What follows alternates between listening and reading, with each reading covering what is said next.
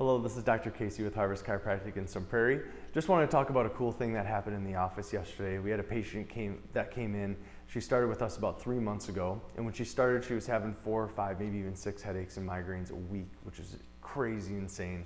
And she does a lot of sitting for work. But she said that sitting, as well as the beginning of menstrual cycle, and whenever she's sick, these headaches and migraines are just exacerbated. And to me, right away when we met her, this made complete sense, because all 3 of those things have in common is it'll increase inflammation in her body, just really exacerbate anything that's going on. So for her, she had a lot of curve issues in her neck. So instead of having that nice neck curvature, she was really far forward, and she had a bunch of subluxations in her neck. Actually, just think of it where these bones are not moving, where they should be moving freely, right?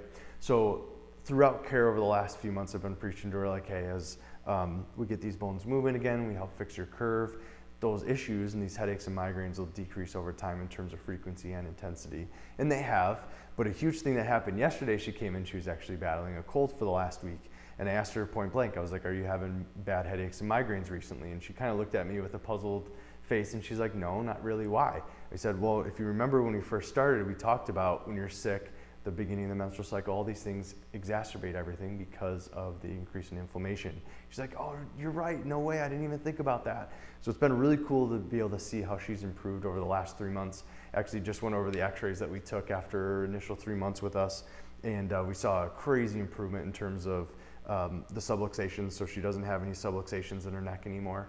And instead of having a really forward head posture, we've been able to actually increase that and improve it by about half of where we want it to be, which is amazing results for just a few months of care. So we're super excited for her. Hopefully this brings you hope, but if that sounds familiar, please feel free to reach out. We'd love to be able to help you in our office as well. Again, this is Dr. Casey with Harvest Chiropractic in Sun Prairie. Thank you.